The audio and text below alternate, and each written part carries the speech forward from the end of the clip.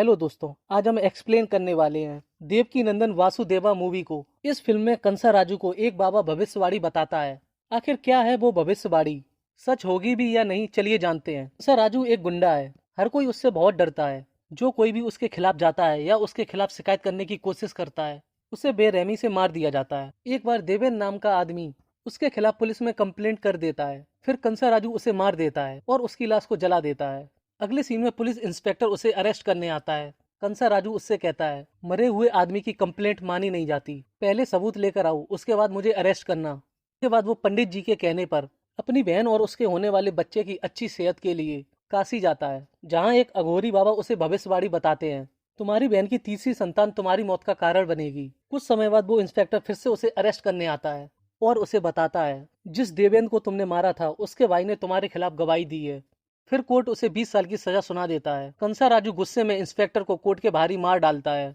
तभी सीन 20 साल बाद शिफ्ट होता है, जहां मटकी को फोड़ने का कंपटीशन होता है, जिसमें रंगा जो कंसा राजा का आदमी है और कृष्णा जो अपनी माँ के साथ कपड़ों की फैक्ट्री चलाता है, दोनों की टीमें पार्टिसिपेट करती हैं। कृष्णा मटकी को फोड़कर रंगा को हरा देता है। अगले सीन में पंडित जी कृष्णा की माँ को बताते हैं, आपके बेटे की कुंडली में एक दोष है, आपके बेटे का जेल जाना कंफर्म है, वो या तो किसी को मारेगा या खुद मर जाएगा। ये तो भगवान ही जानते हैं, अब वही कुछ करेंगे।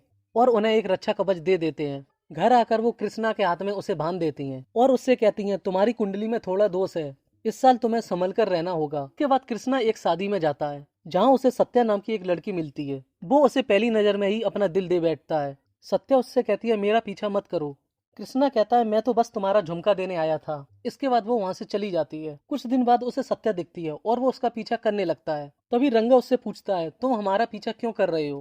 कृष्णा उसे बताता है, जब से मैंने आपको मटकी फोड़ने में हरा दिया है, तब से मेरे दोस्त मुझसे नाराज हैं कि मैंने आप जैसे अच्छे आदमी को क्यों हरा दिया है। इसलिए मुझे आपसे दोस्ती करनी है। अपना मोबाइल नंबर जोर जोर से रंगा के बहाने सत्या को बता देता है। अगले दिन कृष्णा अपनी माँ के साथ मंदिर जाता है। तभी उसे वहाँ सत्या मिल जाती है। वो उससे रंगा के बारे में पूछने लगता है। सत्या उसे बताती है, वो मेरा फैमिली फ्रेंड है।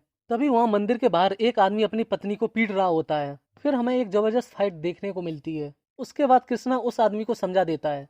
ये देखकर सत्या उससे खुश हो जाती है। एक दिन कृष्णा सत्या को शादी के लिए प्रपोज कर देता है। सत्या उससे कहती है, सिर्फ एक बार मिलकर ऐसा कैसे कह सकते हो, अभी हमने एक दूसरे से ठीक से बात भी नहीं की है। तभी वहाँ रंगा के आदमी उसे लेने आ जाते हैं। जेल से छूटने के बाद कंसा राजू देवेंद्र के भाई के घर जाता है, लेकिन वो उसे नहीं मिलता है।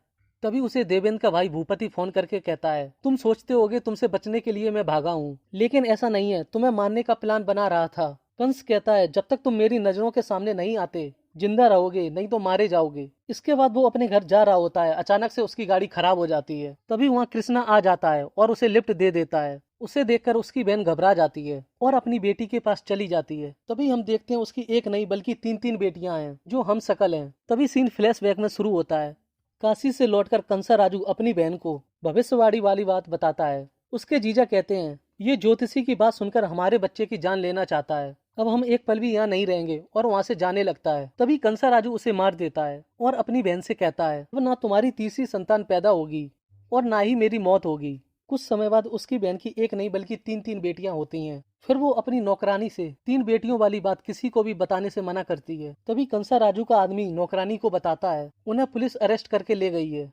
फिर वो उनसे कहती है, आपको इसी घर में रहकर अपनी बेटियों को बचाना होगा। वो कहती है, मैं इनकी रक्षा करूंगी और दुनिया को ये दिखाऊंगी मेरी केवल एक ही बेटी है। फिर बाहर आकर कंसा राजू के आदमियों से कहती है, जब तक मेरा भाई जेल से छूटकर नहीं आ जाता तब तक इस घर में काम वाली के अलावा कोई नहीं आएगा। सीन प्रेजेंट में शिफ्ट होता है। कंसा राजू के घर हवन होता है। पंडित जी घर के शुद्धिकरण के लिए पवित्र जल को पूरे घर में छिड़कने के लिए कहते हैं। रंगा उस पवित्र जल को पूरे घर में छिड़कने लगता है और सत्या को कमरे में देखकर उससे पूछता है, तुम पूजा में ना होकर यहाँ क्या कर रही हो। सत्या उसे बताती है, पंडित जी ने मुझे पूजा के लिए कपड़े लाने के लिए कहा था, और वो वहां से चली जाती है। तभी रंगा की नजर बाहर पूजा में बैठी सत्या पर पड़ती है और वो कंफ्यूज हो जाता है। सत्या अभी तो यहाँ थी, वहाँ कैसे पहुंच गई। एक दिन कंसा राजू पर भूपति के आदमी हमला कर देते हैं।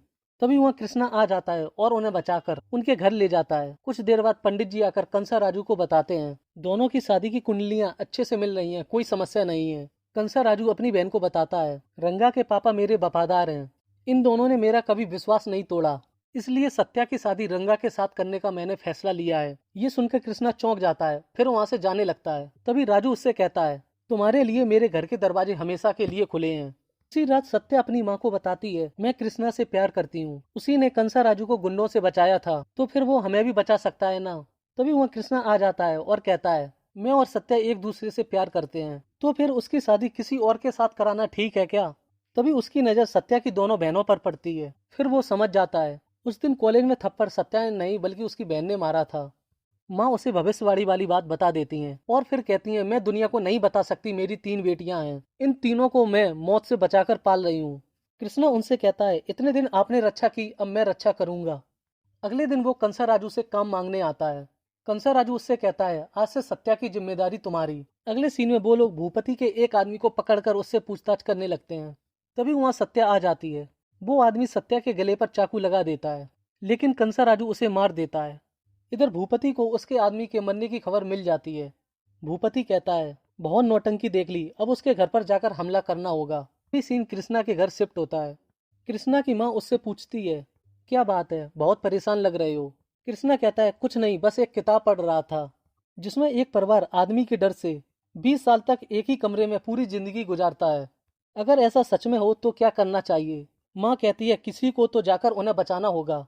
इसके बाद वो सत्या से मिलने जाता है। तभी वहाँ भूपति अपने आदमियों के साथ कंसा राजू को मारने के लिए आता है। अब हमें यहाँ एक जबरदस्त फाइट देखने को मिलती है। कुछ देर बाद कंसा राजू भूपति को मार देता है और रंगा के साथ गोदावरी नदी में पाप धोने के लिए चला जाता है, जहाँ उसे वही अघोरी बाबा मिलते हैं। कंसा राजू उनसे कहता है, मैंने आपकी भविष्यवाणी सच नहीं होने दी। मेरी बहन की तीसरी संतान होने से पहले ही मैंने उसके पति को मार दिया। अघोरी बाबा उससे कहते हैं, अपना भाग्य कोई नहीं बदल सकता। संतान ने अपनी दिशा जन्म तिथि बदलकर जन्म ले लिया है और वो तुम्हारे आसपास घूम रही है। कंसा राजू फिर से कहता है, आपका मतलब मेरी बहन ने 3 बेटियों को जन्म दिया था और मुझसे छिपाकर रखा है। ये सुनकर रंगा अब समझ जाता है, सत्या एक नहीं बल्कि 3 है। बाबा फिर से कहते हैं, सीता माँ रावण की मौत का कारण बनी, लेकिन उन्होंने रावण को नहीं मारा। ठीक उसी प्रकार तुम्हारी बहन की बेटी के हाथों तुम्हारी मौत नहीं होगी। तुमने खुद ही अपनी मौत को अपने घर बुलाया है, तुम्हारी मौत निश्चित है। इधर कृष्णा की माँ उससे पूछती है, इतनी रात कहाँ से आ रहे हो। कृष्णा कहता है, जैसा आपने कहा था, मैंने उन्हें आजाद कराने की कोशिश की पर हो नहीं पाया। ये किताब की कहानी नहीं बल्कि एक सच्चाई है। फिर उन्हें पूरी बात बता देता है। माँ उसे इंस्पेक्टर की फोटो दिखाते हुए बताती है, तुम्हारे पापा को कंसा राजू ने मारा था।